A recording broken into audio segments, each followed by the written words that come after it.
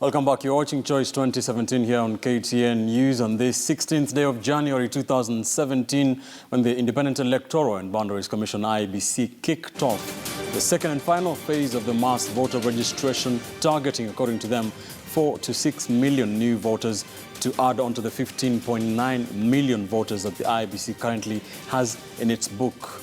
Let's listen into the IEBC CEO, Ezra Chiloba, on what the IEBC expects in the next 30 days or so. Who want to be registered as a voter, he or she must be a Kenyan of 18 years of age and above, have an original national identification card or a valid Kenyan passport. And they must present themselves physically at the registration center of their choice. We have an office in each of the 290 constituencies. And if you do not know where the location is, we have that information on the website.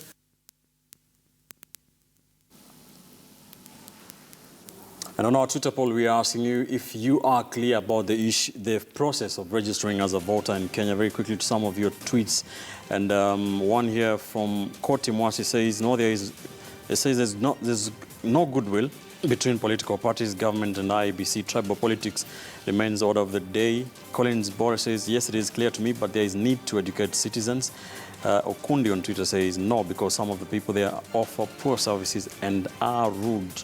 Another one, no, because even the recruitment of the voter registration staff was not competitive. There is mystery surrounding the hiring. A lot of doubts they are being cast on the IEBC. But very quickly, in the next 10 minutes or so before you wind up, I want us to talk about two issues: the issue of technology and the issue of the electoral laws, the contention that we did talk about for a very long time before they were passed and signed by the president. Ambassador, what's your take on those changes? The issue of the complementary, I'm not exactly sure on the wording, but the manual backup, to use lay language. I think in any management, in any planning, it would be unwise for one to plan without having plan B, just in case plan A fails. Right. So insofar as that is concerned, I think arranging for a complementary system to come up was ideal. What went wrong is that, remember, these particular provisions is a product of the negotiated arrangements by the parliamentary committee. Now, if they found that there was something faulty about that particular item, my view is that they should have gone back to the same parliamentary committee which negotiated to handle it. Perhaps they would have reached the same results as what we have now. But it was looked at suspiciously because one group isolated itself and handled it and bulldozed it through Parliament, bulldozed it through the Senate, and it is signed. It's now law. It is not good as far as I'm concerned, because such a thing causes a lot of suspicion. Let me take you back to the 2007. One single item that messed up the election was that a group of ministers went ahead and allegedly appointed commissioners to the ECK without consultation. Whether that is true or not, I don't know, because I was not there to see what consultation went on. But we went into the election with a discredited election because it was perceived that the commissioners had been appointed by one side. Now, this particular law that has just been passed is a step back, because it makes the opposition feel very strongly that there is something hidden. Why are they so persistent to push it through? Okay. And it may get an excuse for the other part to come and say, well, we told you, this is what they were planning. All right. Daktari, what do you think about this issue? That at some point there was need Daktari, if you can hear me, what do you think about this issue of the Electoral Laws Amendment Bill, SNAW law of 2015? Yeah, Ben, I can hear you. All right, as we try to get Dr. If you can hear me, what is your take on the issue of the electoral laws, the contentious laws that was recently passed by the Senate and signed into law by President Uhuru Kenyatta? Ben, I can hear you. Can you hear me? Hello?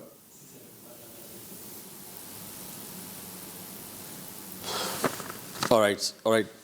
But Ambassador, the elections of 1997, the time of the IPPG, has been described by some quarters, as one of the most credible. Many liken the negotiated process between CORD and Jubilee as being similar to what happened in the IPPG 1997. Have we as a country stepped away from that? That kind of goodwill? Unfortunately, yes, and that goodwill was lost, in my view, immediately following the referendum that we had in 2005. Because coming all the way from 97 to 2005, the system, we were working together. There was a very good working relation between the IB, the ECK, the government, the civil service, the media, and all these groups. In fact, what made a success of 97 election, what made a success of 2002 election, what made a success of the referendum is because of this goodwill. All right. Working as a team with all these institutions, with all the stakeholders, that made it very successful. But after the referendum, a few people felt that the ECK did not help the then government in power. And in fact, from that time, I can say without fear of contradiction that ECK was marked for penalizing. All right. And that is what brought us down. All right. Finally, the issue of technology has come up a lot of times when people are talking about 2013 elections. Ambassador, from where you sit right now, is IEBC, has it gotten the issue of technology, the BVR, the EVID rights? Do you think they have learned the lessons? If we had these kids in the country in good time to provide sufficient training for those who will handle them, to provide enough confidence. You know, the problem is credibility. Right. We want to create very good working relation between the user, that is the political parties, and the people who use them, the IEBC. To date, as we're talking, not all of them have come in the country, and it is causing a lot of fear. Are we going to have enough time to train people so that they can handle these kids when they come? I heard on the news that some of the BVR have failed where they are doing the registration. You know, this is just registration. But during the voting, if something like that fails, it is chaos. The tension is so high that we have to be sufficiently sure that whatever equipment we are using in those remote places work. Dr. What do you think about the issue of technology as we go into 2017? We are talking about biometric voter registration, electronic voter identification, all that.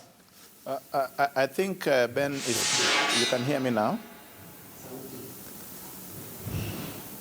Hello? What do you think about the issue of technology as the IBC got in the issue of the BVR and the EVID and all that correct? Remember, we have a case in court as the IBC were trying to procure some of these kits. Where do you think we stand when it comes to technology and the elections? I think, Ben, we have tried whatever was possible in the circumstances that have been there, but I still feel like there is need for expediting the entire processes, and the sooner we moved away from court processes and litigation, the better it will be for us. So I want to believe that IEBC is trying whatever it is in whatever circumstances that exist.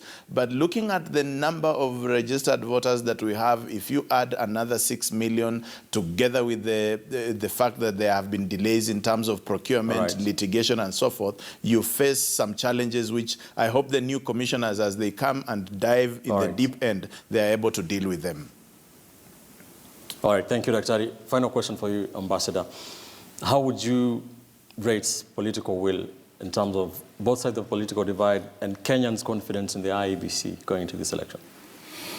I think the major assignment IEBC is going to have is to rebuild the credibility with the voters, credibility with the religious groups, Right. credibility with the civil society, credibility with the media. Is very important because while the political class is difficult to handle, I think if IEBC went out and got these other institutions, the media, religious groups, Yes. NGOs, civil society, so that they are informed about what is happening within the ECK in good time. Let it be not reacting to situation. All right. And they should also employ their people in the field so that similar briefing can go on and they build a teamwork with these people. All right. That can counter the forces that they get from the political Thank class. you so much. Ambassador Jack Tuma, My pleasure. Commissioner of the now defunct Electoral Commission of Kenya, ECK, and of course, Dr. Walter Ongeti, governance and strategy experts, for joining us on the show tonight, just putting perspective into this issue, the mass voter registration, the second and final phase that will be ongoing for the next 1 month or so. On our Twitter poll question on the program, we did ask you, is the process of registration clear to you? And 58% of you say yes, 42% say it is not clear to them. Well, you have the next 29 days or so to understand that and register as a voter in readiness for the 2017 August 8th general election. That's where we leave it on the program. Many thanks for joining us. I'm Ben Kitili. Bye for now.